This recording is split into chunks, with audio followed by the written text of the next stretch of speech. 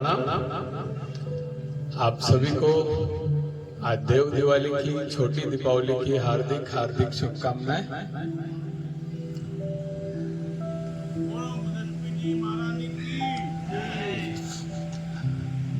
अगर ये दुनिया आपको दुख दे तो परेशान मत होइएगा, क्योंकि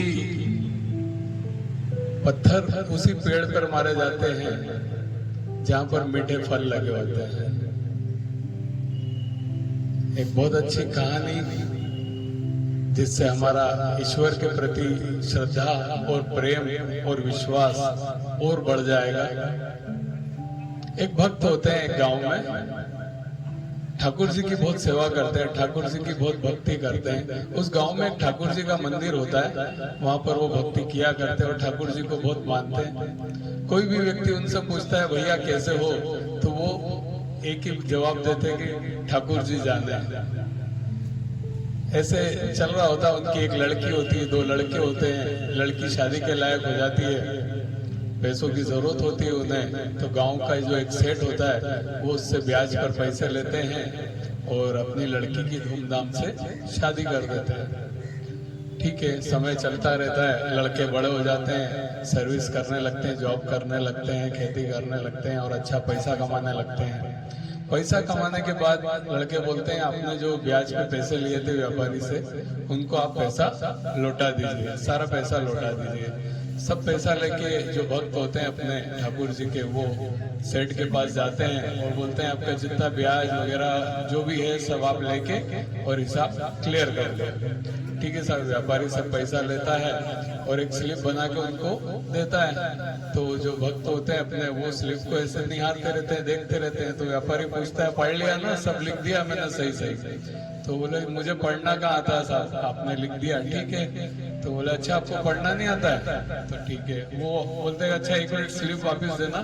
सेठ के मन में चोर आ जाता है, वो उनसे धोखा करने के लिए कुछ दिमाग में आ जाता है कि इसको पढ़ना तो आता नहीं।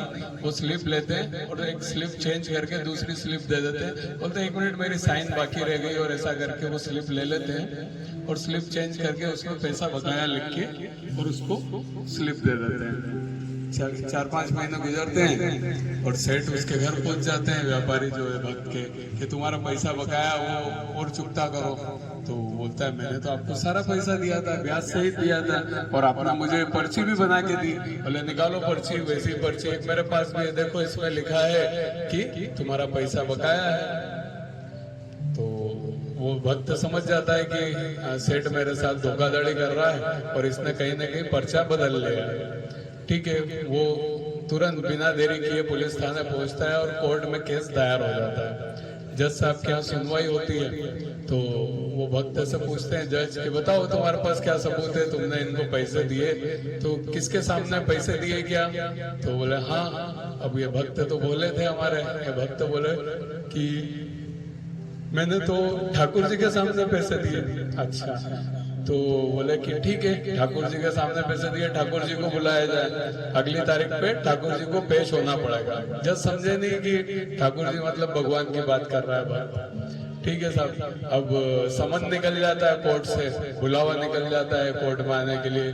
पुलिस वाले गाँव में जाते हैं तो ढूंढते हैं कि ठाकुर जी नाम का आदमी कौन है। ठाकुर जी कहीं नहीं मिलते। वो बोलते ठाकुर जी तो कोई नहीं, हमारे यहाँ पर ठाकुर जी का मंदिर जरूर है। ठीक है साहब, पुलिस वाले वापस आ जाते हैं। अब उस दिन जिस दिन तारीख रहती है उस दिन वहां से आवाज लगाई जाती है कि ठाकुर जी हाजिर हो। तो एक बासा चंदन वंदन का तिलक लगा के बूढ़े बासा वहां पर आ जाते हैं और बोलते हैं मैं हूँ ठाकुर। ठीक है साहब, जज साहब बोलते हैं आओ कटघरे में। कटघरे में उनको खड़ा करते हैं, उनसे पूछते हैं क्या आपके सामने इन्होंने व्यापारी को पैसे दिए थे? ठाकुर जी बोलते हैं हाँ मेरे सामने पैसा दिया। बोले कोई सबूत है आपके पास? बोले हाँ। बोले क्या? बोले कि इनका जो व्यापारी जी भी यही बैठे हैं, मैं भी यही खड़ा हूँ, आप किसी को भेजिए। इनके घर में जो पहला कमरा है वहां पर 3 अलमारियां रखी है और 3 अलमारियां रखी और एक बीच की अलमारी में एक तीसरे नंबर पर एक फाइल पड़ी है, उसमें पेज नंबर 13 पे एक स्लिप रखी, वो मंगवाई है। ठीक है साहब, जज साहब बोलते हैं इतना कॉन्फिडेंस से कह रहे हैं बस आप तो करके देखते हो। भेजते हैं, ऐसा ही होता है। 3 अलमारियां रहती है, बीच वाली अलमारी में फाइल नंबर 3 में से पेज नंबर 13 पे जो कागज था वो लेके आते हैं। ये वही स्लिप होती है जिसके ऊपर व्यापारी ने पहले लिखा होता है कि इसका सारा कर्जा चुकता हो गया। जज साहब तुरंत फैसला सुना देते हैं, व्यापारी को सजा हो जाती है, भक्त रिहा हो जाता है, व्यापारी को सजा हो जाती है।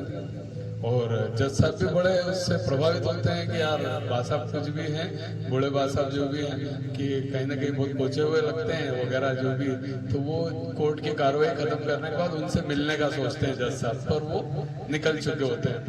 फिर भी जज के मन में आता है कि यार कहीं ना कहीं वो उनसे मिलना चाहिए, तो उस गांव में पहुंचते हैं कि यार ठाकुर जी से मिल के आता हूँ। जब वो गांव पहुंचते हैं तो पता करते हैं कि यार वो ठाकुर जी को तुम्हारे यहाँ उस दिन गवाही देने के लिए आए थे ये वो, तो ठाकुर जी तो सब गांव वाले तो यही कहते हैं कि ठाकुर नाम का तो हमारे यहाँ कोई है ही नहीं, हमारे यहाँ ठाकुर जी का मंदिर जरूर है। ठीक है साहब, मंदिर दर्शन करते हैं जज साहब, और जज साहब को फिर एहसास होता है कि यार ये ठाकुर जी और कोई नहीं, स्वयं भगवान गवाही देने के लिए आए थे। और उसे बड़ा दुख और बड़ी ग्लानि होती है कि यार मैंने भगवान को कटघरे में खड़ा कर दिया। उसको मतलब बहुत ग्लानि होती है, और इतनी ग्लानि होती है कि वो अपनी नौकरी छोड़ देता है, सब कुछ छोड़ के और भगवान की भक्ति में लग जाता है। और वो जगह जगह के मंदिरों में जाता है, जगह जगह के मंदिरों में जाता है, जगह जगह पूजा करता है, पर कहीं भी बैठता नहीं। लोग उससे कहते हैं यार आप किसी मंदिर में बैठते क्यों नहीं? बोले यार बैठू कैसे, मैंने भगवान को कटघरे में खड़ा कर देने का पाप किया।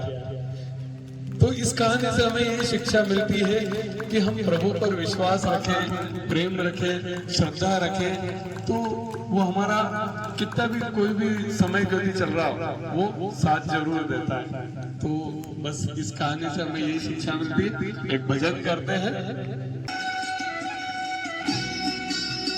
कभी प्यासे को पानी पिलाया नहीं, बाद अमृत पिलाने से क्या फायदा।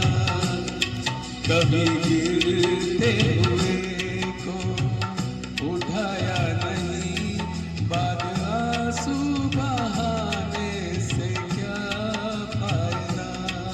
कभी प्यासे को पानी पिलाया नहीं, बाद अमृत पिलाने से क्या फायदा।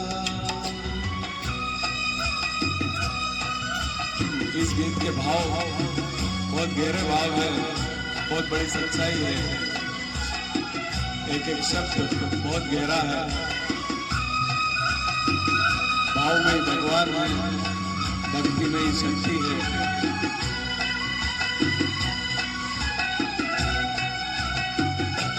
मैं तो मंदिर गया पूजा आरती की, पूजा करते हुए ये ख्याल आ गया।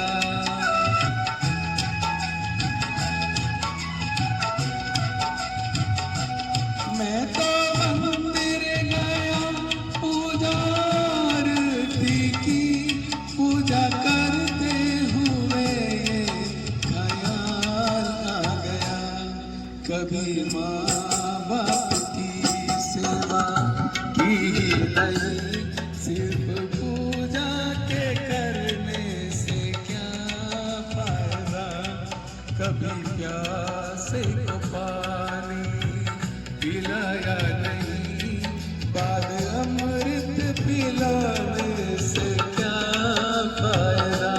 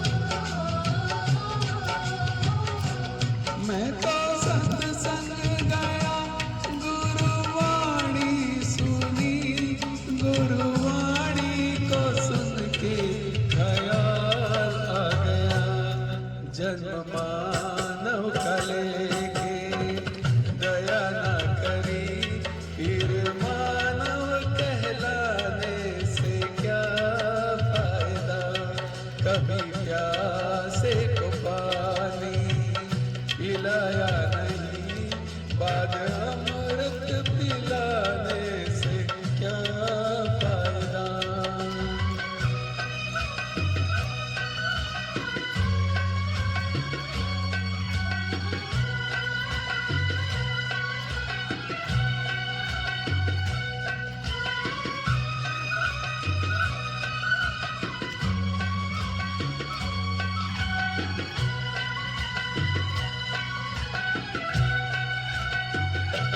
मैंने दान किया, मैंने जब तप किया, दान करते हुए ये ख्याल आ गया।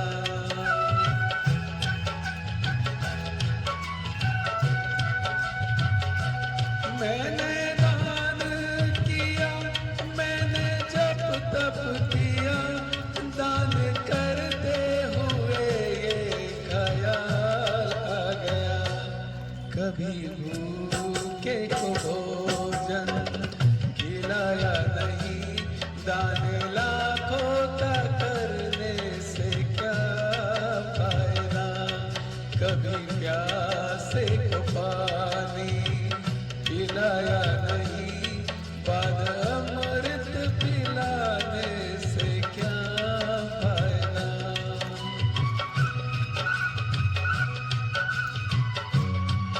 कि किसी ने भगवान से पूछा कि कैसे होती है तेरी पूजा।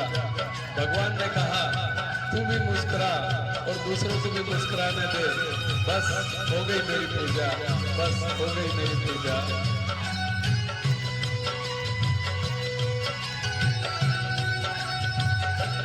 गंगा नहाने हरिद्वार काशी गया, गंगा नहाते ही मन में ख्याल आ गया। सब जानते अपने अपने कर्मों का खेल, वरना गंगा किनारे यूं ही भीड़ नहीं होती। गंगा नहाने हरिद्वार काशी गया, गंगा नहाते ही मन में ख्याल आ गया। तन को धोया मगर मन को धोया नहीं, फिर गंगा नहाने से क्या फायदा।